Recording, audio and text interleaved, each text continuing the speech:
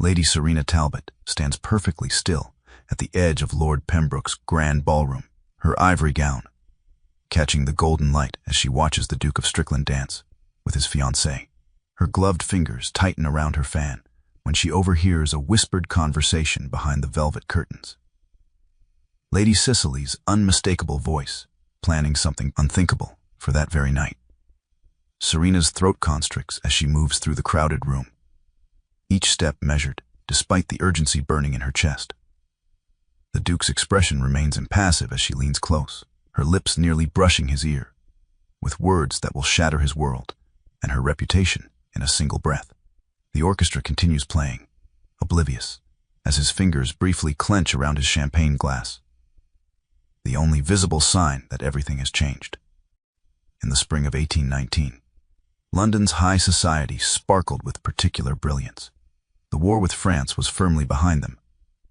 The Prince Regent's extravagance set the tone for the season, and marriages of convenience were negotiated with the same precision as political treaties. It was in this glittering world that Lady Serena Talbot had learned to exist quietly, a nobleman's daughter with modest dowry and an unfortunate reputation for speaking uncomfortable truths. Lord Pembroke's annual ball was the crowning jewel of the season, his mansion transformed into a palace of light. Hundreds of candles reflected in gilt mirrors, casting a golden glow over silks and jewels as the orchestra played a lilting waltz. Lady Serena stood at the periphery, where she had stood at countless such events, observing rather than participating. "She's quite plain when one looks closely," whispered a matron passing by, not bothering to lower her voice. And that tendency to speak her mind, most unbecoming. Serena's face remained composed. At 26, she had grown accustomed to such comments. Her gaze drifted across the room to where the Duke of Strickland stood in conversation with several gentlemen. Adrian Blackwood, the most eligible bachelor in England until his recent engagement, cut an impressive figure in his perfectly tailored evening clothes. His dark hair and serious expression gave him a gravity that separated him from the more frivolous young lords. His fiancée, Lady Cicely Harrington, daughter of the influential Earl of Westmoreland, laughed brightly nearby, surrounded by admirers. Her golden curls and pink gown made her appear delicate, though Serena had always sensed something calculating beneath the pretty exterior. As the evening progressed, Serena stepped onto the terrace for a moment of air. The gardens below were illuminated with paper lanterns, creating pools of light among the shadows. She was about to return inside when voices from the adjacent alcove caught her attention. "Tonight, after the fireworks," came Lady Cicely's distinctive voice. "The documents will be in his study. Lord Harwick says they'll pay handsomely for evidence of the Duke's involvement in the colonial negotiations." "And he suspects nothing?" asked a male voice Serena didn't recognize. "Adrian is far too honorable to imagine deception from his intended bride," Cicely replied with a laugh. "By the time he discovers the documents missing, they'll be in French hands, and I'll be beyond reproach. The marriage will proceed as planned, and I'll have secured my own interests, regardless of his political downfall." Serena froze, her heart pounding. The Duke's position on the Privy Council made him privy to sensitive diplomatic information. What she had overheard was nothing short of treason. She slipped back into the ballroom, mind racing. Who would believe her word against Lady Cicely's? The daughter of an earl versus a spinster known for uncomfortable honesty. Yet the consequences of silence were unthinkable. The Duke had moved to the refreshment table, momentarily alone. Serena approached with measured steps, her decision made. "Your Grace," she curtsied slightly, keeping her voice low, "I must speak with you." Adrian's gaze was polite but distant. "Lady Serena, I trust you're enjoying the evening. May I have a moment of your time? It's a matter of some urgency." Something in her tone made him study her more carefully. He nodded once and guided her to a less crowded corner of the room. Serena drew a steadying breath. "Your Grace, I would not presume to interfere in your affairs, were the matter not serious." She lowered her voice further. "Your fiancé lies to you. Danger is coming tonight." His expression didn't change, but she felt the sudden tension in his posture, saw the slight narrowing of his gray eyes. "That is a grave accusation, Lady Serena. he said, his voice controlled. I hope you have substantial reason for making it. Quickly, she related what she had overheard, watching as his face became increasingly still, a mask of perfect composure that revealed nothing of the turmoil she knew must lie beneath. I understand this puts me in an unfavorable position, she finished. But I could not remain silent.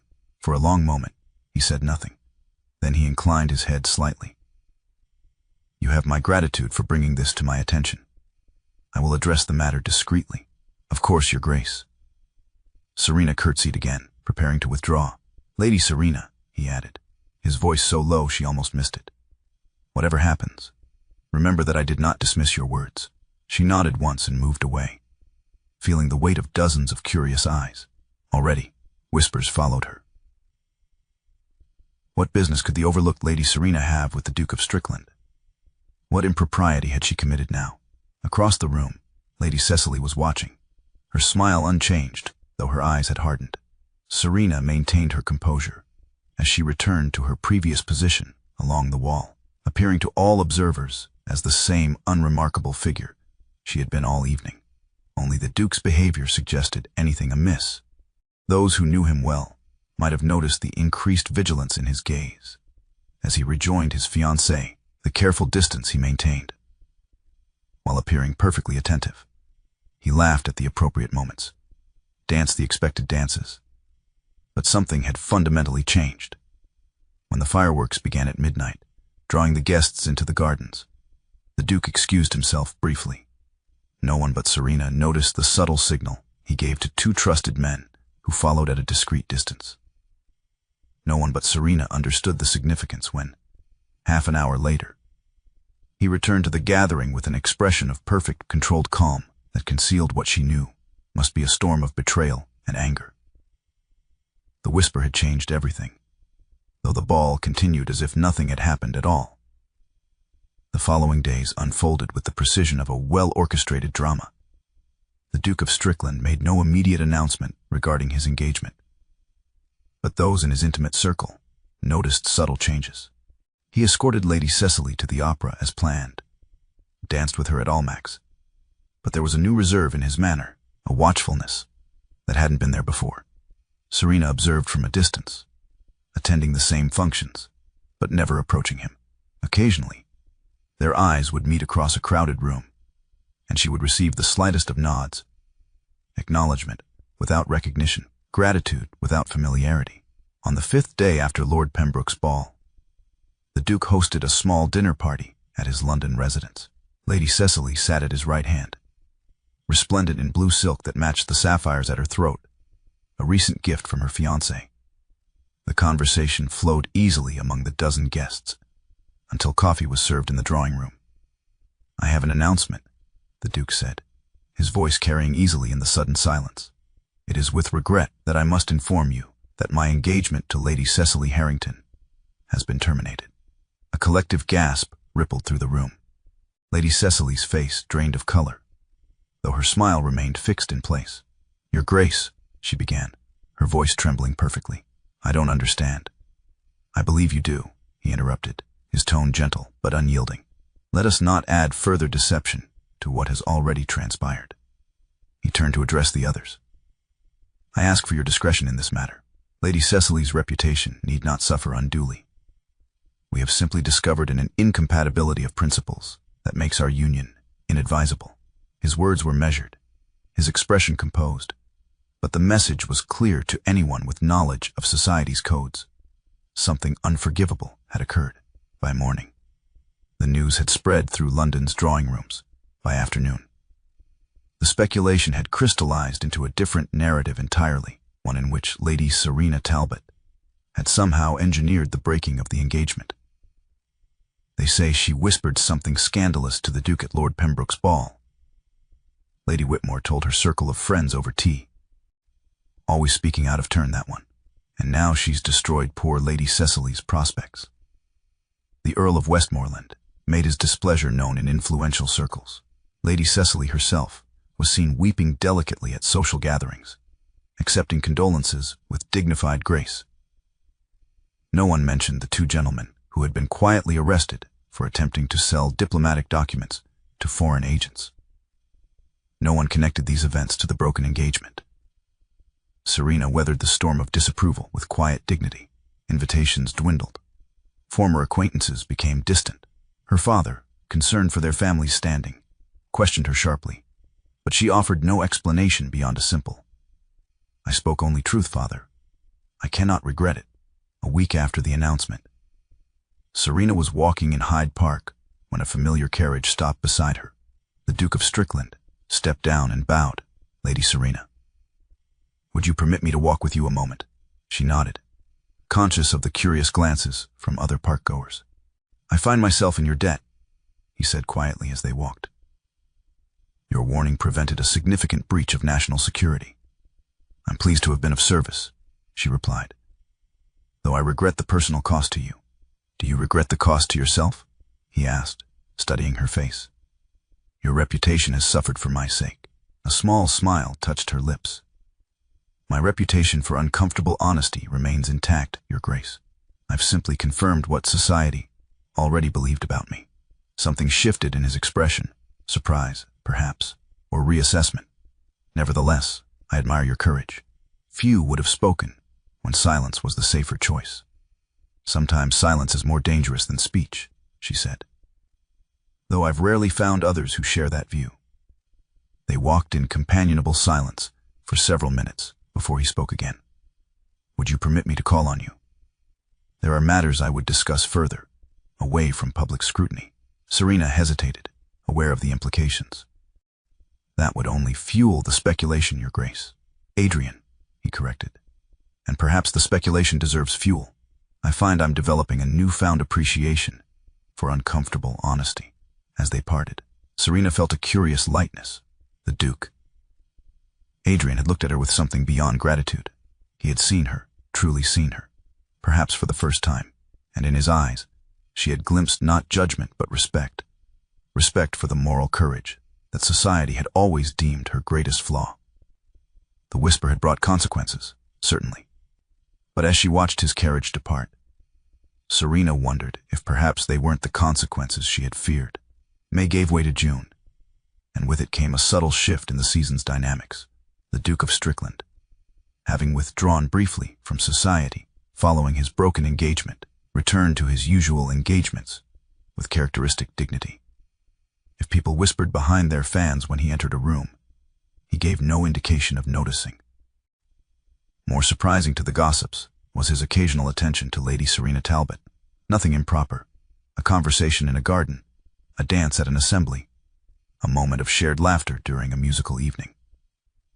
Small courtesies that would have passed unremarked with anyone else, but which fueled endless speculation given the circumstances. "He's merely being kind," Serena told her younger sister, Margaret, as they prepared for Lady Huntington's afternoon reception. "The Duke feels responsible for the damage to my reputation."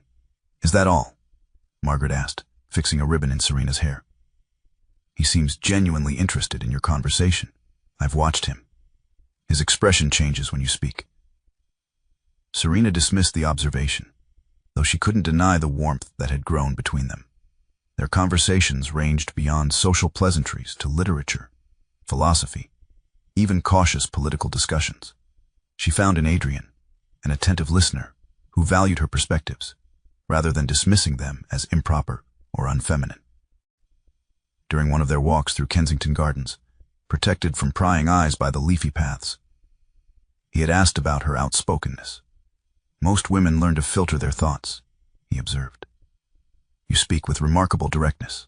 Serena looked away, watching a pair of swans glide across the pond. "I learned to be silent as a child," she said finally. "My mother found my questions embarrassing, my observations inappropriate. A lady's thoughts should be like her undergarments," she would say. "Necessary, but never displayed in public." Adrian chuckled at the comparison. "I obeyed," Serena continued. "I became so silent that I nearly disappeared, until I was 18. When my cousin was about to marry a man I knew to be cruel. I had seen him strike his groom, watched him torment a dog for amusement. I stayed silent until the day before the wedding. And then I told her what I had seen. What happened? She married him anyway. He broke her spirit within a year." Serena's voice grew soft. I realized then that silence can be a form of complicity. I vowed never again to withhold a truth that might prevent harm, no matter how unwelcome. Adrian was quiet for a long moment, a difficult vow to keep in our society. Hence my reputation, she agreed with a small smile, and my spinsterhood. He had taken her hand then, a brief, warm pressure. Some might find your honesty refreshing rather than troubling. Such moments created a tentative bond between them, a shared understanding that felt both fragile and significant. Serena found herself looking forward to their encounters, with an eagerness she hadn't felt in years. At Lady Huntington's reception, they were seated at different tables for the luncheon. But Adrian found her afterward in the music room. They stood by the window, observing the other guests while exchanging quiet comments. Lord Fairfax is determined to monopolize the pianoforte, Adrian noted, though his enthusiasm exceeds his skill. Serena smiled, as his enthusiasm for Lady Huntington's niece exceeds his chances of success. Adrian's laugh drew attention from nearby guests. Across the room, Lady Cecily Harrington entered with her cousin, Lady Diana Blackwood. Her gaze fell immediately on Adrian and Serena, her expression hardening before she composed herself into a picture of wounded dignity. Your former fiancé appears to be recovering well, Serena observed. Appearances can be deceptive, Adrian replied.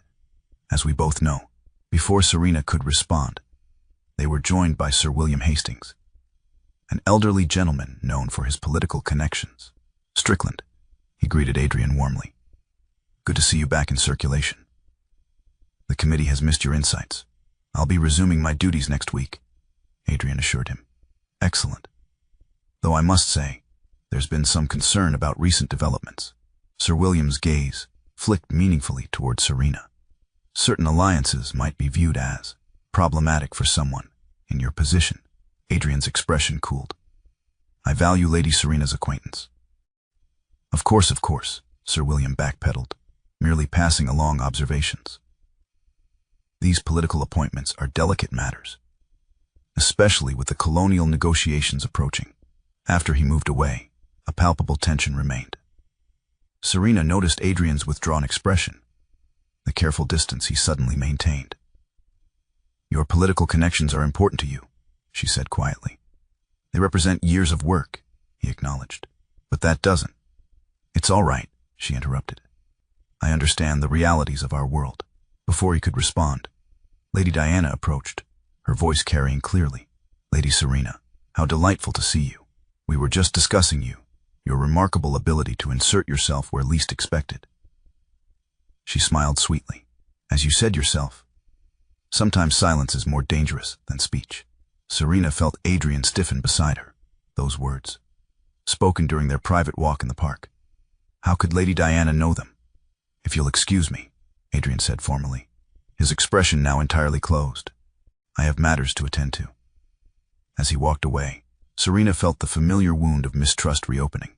She'd forgotten, briefly, that in their world, truth was often the first casualty of ambition, and trust, once broken, was the most difficult thing to rebuild. July brought stifling heat to London, driving many of the ton to their country estates. Serena remained in the city with her father and sister, though she withdrew from most social engagements. The Duke had not sought her company since Lady Huntington's reception, and the whispers about her had taken on a crueler edge. They say she's trying to trap the Duke now that she's ruined his first engagement, Serena overheard at a milliner's shop. Ambitious little schemer, she maintained her dignity, but each barb left its mark. More painful than society's judgment was Adrian's withdrawal, the coolness in his eyes when they happened to meet, the careful way he avoided any private conversation. She understood his reaction. Lady Diana's knowledge of their private words suggested Serena had been indiscreet, betraying his confidence for the sake of gossip. What she couldn't understand was why it hurt so deeply. She had known him for such a short time, yet his good opinion had come to matter more than she cared to admit. On a particularly warm afternoon, Serena was reading in her father's library when their butler announced a visitor. The Countess of Whitmore, one of the most influential hostesses in London. Lady Serena. The Countess greeted her with unexpected warmth. I've come to personally invite you to tea tomorrow. A small gathering, just 20 or so intimate friends.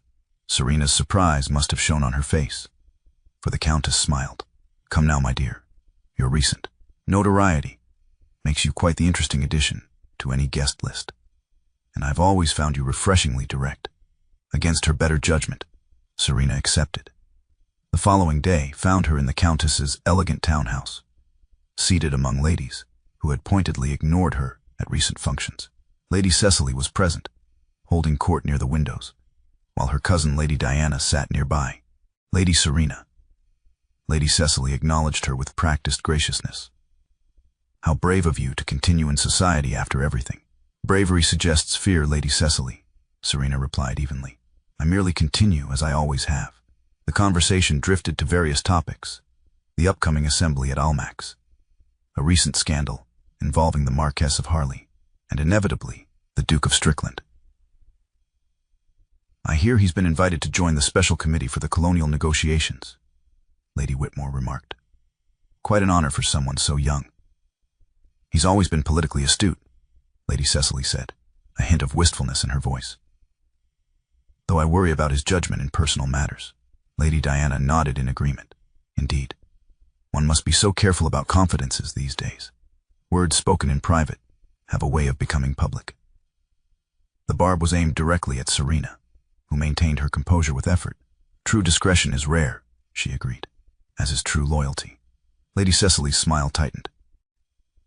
"Speaking of loyalty, I was devastated when those diplomatic papers went missing from Adrian's study. Thank goodness, they were recovered before any real damage was done." Serena's attention sharpened. This was the first public acknowledgement of the incident that had led to the broken engagement. "How fortunate," she murmured. "Though I wasn't aware the matter had become public knowledge." "Oh, it hasn't," Lady Cecily said quickly. "Adrian mentioned it only to me, naturally. He was quite upset about the letter from Lord Liverpool that was nearly compromised." A sudden stillness fell over Serena. The Duke had never mentioned a letter from the Prime Minister. If Lady Cecily knew such specific details. "How curious," Serena said carefully. "I understood that the documents were intercepted before they left the Duke's possession." Lady Cecily's face flushed slightly. "Well, yes, of course. That's what I meant."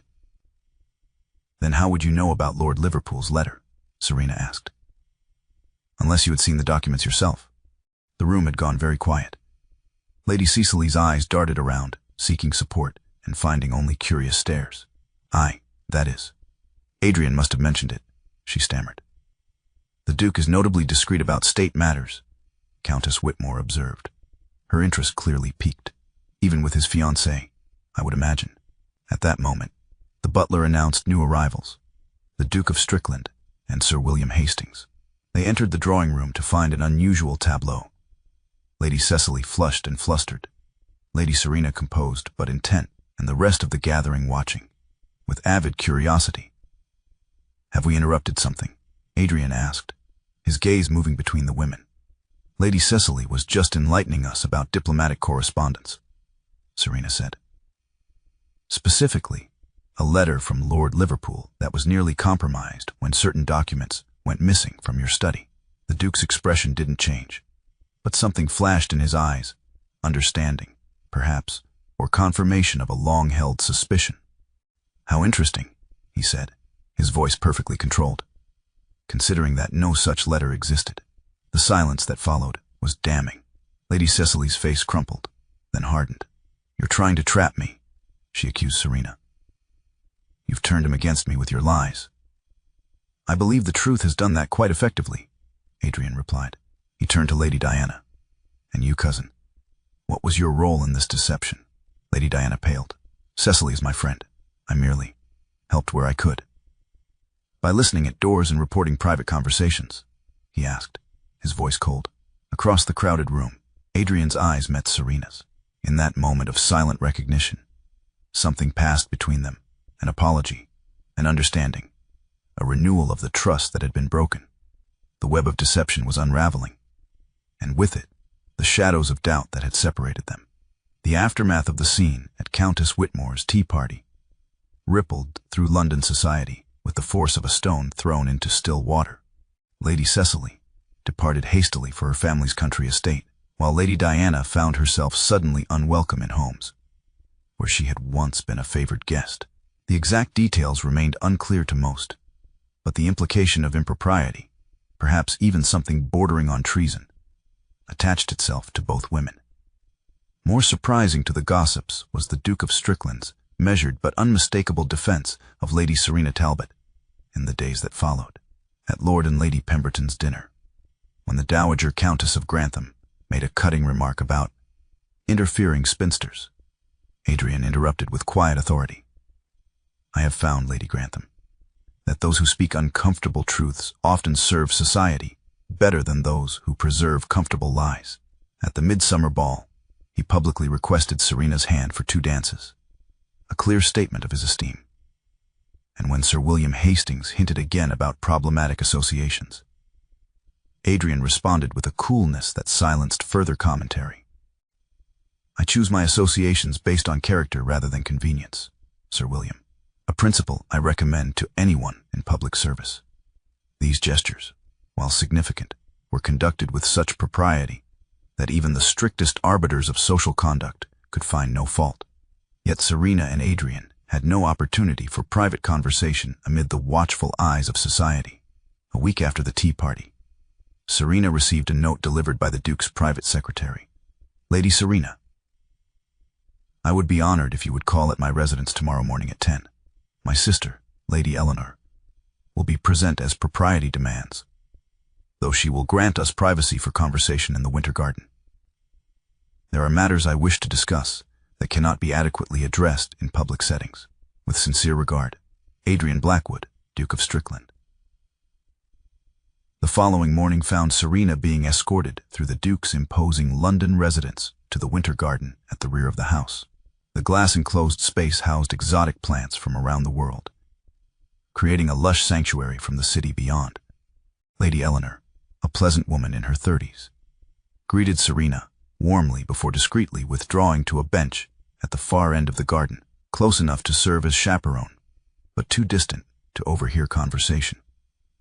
Adrian was waiting beside a fountain, the morning light filtering through the glass ceiling to cast dappled patterns across his face. He looked more relaxed than Serena had ever seen him, his formal attire replaced by a simple coat and waistcoat. "Thank you for coming," he said, taking her hand briefly. "I've wanted to speak with you properly since the revelation at Lady Whitmore's." "There's no need for explanations, Your Grace," Serena began. "Adrian," he corrected gently. "And there is every need. I misjudged you based on appearances rather than truth, the very error I accused others of making." They walked slowly between flowering plants from distant continents, the humid air heavy with unfamiliar scents. "When Lady Diana quoted your words back to me, I assumed you had been indiscreet," he continued. "I should have known better. You, who risked everything to tell me an uncomfortable truth, would hardly betray a confidence for petty gossip." "How did you discover the truth?" Serena asked. "I began to question my assumption when I observed Lady Diana and Cecily together at several gatherings. Their intimacy seemed calculated." His expression grew thoughtful. "Then I recalled something the day we walked in Kensington Gardens. I noticed movement behind a hedge as we spoke. I thought it a gardener at the time. They were following us," Serena realized. "Monitoring me, more likely. Cecily needed to know if I suspected her involvement in the theft attempt." Adrian's face hardened momentarily. "What I cannot forgive myself for is how quickly I reverted to doubt when challenged. I who had most reason to trust your integrity." They paused beside a blooming orchid, its complex petals unfurling in the strengthening light of dawn. "We had known each other only briefly," Serena said, "and our acquaintance began with disruption and scandal. Trust requires time." Perhaps Adrian studied her face. "Yet you trusted your own judgment enough to warn me, despite the certain consequences to yourself." Serena looked away, uncomfortable with his praise. "I simply couldn't remain silent knowing what I knew. That simply contains a courage few possess." His voice softened. "Tell me, why did you never defend yourself against the rumors? A word from you could have directed suspicion toward Cecily long before her mistake revealed her." "To what end?" Serena asked. My word against hers would have resolved nothing, and accusations without proof can be as damaging as lies. The morning light had strengthened, casting long rays through the glass that warmed the air around them. In the distance, Lady Eleanor had opened a book, pointedly engrossed in her reading. "I've been thinking about that night," Adrian said after a moment. "The whisper that changed everything. Do you know what shocked me most?" Serena shook her head. "Not the betrayal. I had sensed something amiss with Cecily for some time. What shocked me was finding honesty in an unexpected place." His eyes held hers. "In a world built on appearances, you offered truth without calculation or advantage. It made me realize how rarely I encountered genuine integrity." "The truth only hurts when ignored," Serena said softly. "My grandmother taught me that. A wise woman." Adrian took a step closer. "Serena, I didn't ask you here merely to apologize. Since that night, something has been growing between us, a connection based on mutual respect rather than social convenience." Her heart quickened at his words, though she maintained her composure. "Society would view any attachment between us with suspicion. They would say I engineered everything from the beginning. Let them say what they will." His smile held a touch of the rebellion she had glimpsed in their earlier conversations. "I find I'm developing a tolerance for uncomfortable opinions. Your position, your political connections, are worthless if purchased through compromise of principle." He took her hand, his touch warm and steady. "I'm not proposing marriage today, Serena. I'm proposing something perhaps more radical. A courtship based on honesty, where we discover each other's true nature, rather than negotiating an alliance of convenience." The morning light caught in her eyes as she looked up at him. "I would like that very much." In the quiet sanctuary of the winter garden, as dawn broke fully through the glass above them, they began to build something neither had expected to find, a connection founded not on society's approval, but on the truth they had both chosen to honor, despite the cost. August brought cooler breezes to London, along with a gradual shift in society's attitude toward Lady Serena Talbot. The Duke of Strickland's obvious regard could not be ignored, and as the full story of Lady Cicely's deception became known in select circles, many who had shunned Serena began to reassess their judgment. Invitations returned. Conversations no longer stopped when she entered a room. If she was viewed with a new curiosity, it was largely free of the malice that had colored earlier gossip. It's remarkable how quickly opinions change when influenced by a duke, Serena observed to Adrian as they walked through an art exhibition, Lady Eleanor following at a discreet distance. "Not entirely due to my influence," he countered. "Your dignity throughout the affair has earned respect. You neither defended yourself aggressively nor retreated in shame. You simply continued being yourself." Their courtship progressed with deliberate care. Adrian called at the Talbot residence 3 times a week. They attended concerts and exhibitions together, always properly chaperoned. On Sundays, Serena joined the Duke's family for dinner, getting to know Lady Eleanor and Adrian's younger brother, Lord James Blackwood. Most significant were their conversations, which deepened with each meeting. Adrian shared his hopes for his work on the Colonial Committee, his vision for more equitable governance. Serena spoke of her love for natural philosophy, her quiet studies of botany and astronomy that had filled the years of her social isolation. "I've never told anyone about my star charts," she admitted one evening as they stood on the terrace at his country estate, where both families had gathered for a weekend. It seemed too unconventional. "You should publish your observations," he suggested, "under a pseudonym if you prefer." She looked at him in surprise. "You wouldn't find it embarrassing? A duchess with scientific pretensions." "I would find it admirable," he corrected. "Though we haven't discussed that particular title for you yet." The blush that colored her cheeks was visible even in the moonlight. By September, London had accepted the inevitable. The Duke of Strickland would marry Lady Serena Talbot, despite her lack of fortune or particularly distinguished lineage. The only question was when the announcement would be made official. The setting for this final act was a small dinner party at the Duke's London residence. Just 12 guests, including Serena's family, Adrian's siblings, and a few close friends. The evening had been pleasant, the conversation flowing easily among people who had grown comfortable with one another. After dinner, they gathered in the drawing room where Lady Eleanor played the pianoforte. Serena sat near the window, observing the easy camaraderie with quiet pleasure. This was so different from the glittering, competitive gatherings that had always made her uncomfortable. Here was genuine connection rather than social performance. Adrian joined her, taking the seat beside hers. "You're smiling," he observed. "I'm happy," she replied simply. "It's a novel experience to be in company and feel no need to guard my words or monitor my expressions. A feeling I've come to value highly." His voice was warm. "Serena, these past months have been the most honest of my life. I find I cannot imagine returning to the careful diplomacy that governed me before." She turned to face him fully, aware of the others in the room, but focused entirely on his expression, earnest, open, so different from the controlled mask he had worn when they first met. "Nor would I wish to return to silence," she said softly. Adrian took her hand, and a hush fell over the room as the others noticed the gesture.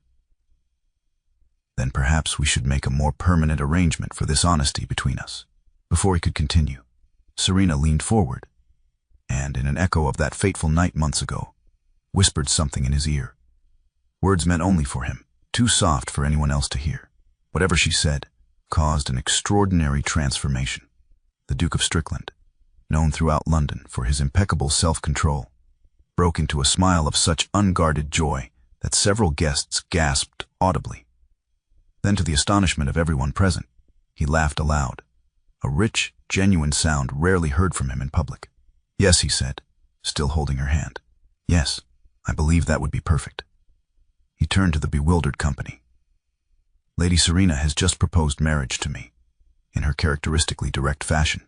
I have accepted it with equal directness." A moment of stunned silence was followed by exclamations and congratulations. Lord James clapped his brother on the shoulder, while Margaret embraced her sister with tears of happiness. "What exactly did you whisper?" Lady Eleanor asked Serena later. When the initial excitement had calmed, Serena's eyes found Adrian's across the room, and she smiled. "I simply suggested that a man who values honesty might prefer a proposal without artifice or public spectacle, and that perhaps we had both had enough of whispers that change lives in dramatic ways." In the years that followed, the Duke and Duchess of Strickland became known for their unconventional but harmonious partnership. She published respected papers on astronomical observations under her own name. He continued his political work with a new emphasis on transparent governance. Their home became a gathering place for thinkers, reformers, and artists who valued substance over appearance. And if society occasionally raised eyebrows at their frankness, neither Serena nor Adrian particularly cared. They had built something rare in their world, a life founded not on carefully maintained illusions, but on the simple, radical power of truth spoken without fear.